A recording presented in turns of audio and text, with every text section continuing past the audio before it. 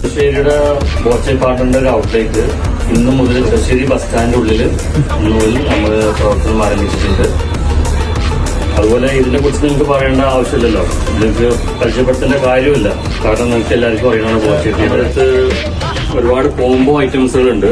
ഇതിന്റെ എന്താ ഉപകാരം എന്ന് വെച്ച് കഴിഞ്ഞാൽ നമുക്ക് 30 കൂപ്പൺ ഒറ്റയടിക്ക് നമ്മുടെ ഫോണിൽ കയറും. അതായത് 30 നറുക്കെടുപ്പ് നമുക്ക് പങ്കെടുക്കാൻ വേണ്ടി കഴിയും.